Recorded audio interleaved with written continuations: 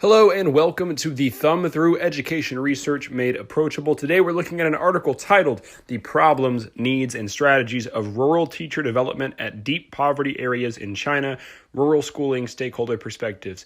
Now, just for a little bit of perspective, rural poverty in China is a little bit different than in the U.S. In the U.S., rural poverty is, you buy cigarettes at the Casey's or the Erico or whatever regional gas station you have, and maybe you've got an EBT card, right? And I'm not trying to be discriminatory. I grew up in this. But in China, rural poverty means you live 4 hours away from the city and somehow you don't have running water and don't even realize it. So, just for context, let's jump in. The number of rural teachers has decreased substantially, especially in deep poverty areas in China, due to the limited governmental, political, and financial support. So this study used the observation of visits and semi-structured interview data of rural teachers, rural school principals, and county-level local officials to provide insider perspectives on rural teacher problems, needs, and strategies at deep poverty areas of Lingshuan, probably terribly mispronounced that, Prefecture, Sichuan, I know I pronounced that correctly, province in China. Researchers found that the structural shortage of rural teachers, the imbalanced outflow of rural teachers, the dilemma between teaching and training, and the weak teaching capacity of rural teachers contribute to decreasing the development of rural teachers in deep poverty areas. The insider stakeholders, such as the principals, suggested that enriching the training approach, breaking down the institutional barriers, and ensuring the rationality of teacher mobility, decentralization of training authority, and construction of county-level teacher education system, and using information technology all contribute to exploring the rationale of rural teacher development in deep poverty areas in China. Understanding local context, rural schools' actual needs, internal features and functions as exemplified by the means of analysis on rural teachers in these deep poverty areas, which provide heterogeneous, accounting for their status, resources and contexts within and between various areas in China. Now, just some background, some statistics. The total number of full-time teachers in rural areas in China has decreased from 3.23 million in 2012 to 2.81 million in 2017, with an average decreasing rate of 2.754% annually.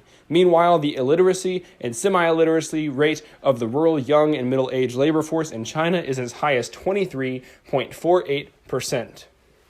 Most county-level local officials unanimously agree that decentralization of training authority and construction of county-level teacher education systems would be helpful. They suggested that the training content should be directed at the actual needs of education and teaching based on the development needs of rural teachers in the districts and counties, carried out localized training specifically, and give rural teachers more autonomy, the right to know, and the right to choose which types of courses they would like to attend in terms of training content and form so as to enhance their training effectiveness of rural teachers. So there's this kind of dichotomy, right, between training and teaching. There's training for the workforce in a way that is very kind of rudimentary. We've all been to training programs in the education field. We've all sat through slideshows. We've all sat through presentations and listened to lectures. Sometimes it's helpful and sometimes it's not. So perhaps a more engaging teacher development program, or just any kind of more engaging, even a loosely defined system that could be implemented at the local, at the county level in rural areas in China would be helpful. Let me know what you think about this. Leave a comment below if you're watching this on YouTube. If you're listening to this on the podcast, leave a review. Shoot me an email at Jeshua, that's J-E, not J-O, douglasnoel@gmail.com. And stay tuned for next week. Thank you so much for listening. Have a wonderful New Year's. What a way to end 2019. I hope you have a wonderful 2020. I'll see you next week. Never stop learning. Have you thought about starting a podcast but you're not sure where to begin? I recommend using Anchor. It's the easiest way to make a podcast, hands down. It's perfect for busy professionals like teachers because it gives you everything you need in one place. You have an app on your phone, or you have the website pulled up on your computer.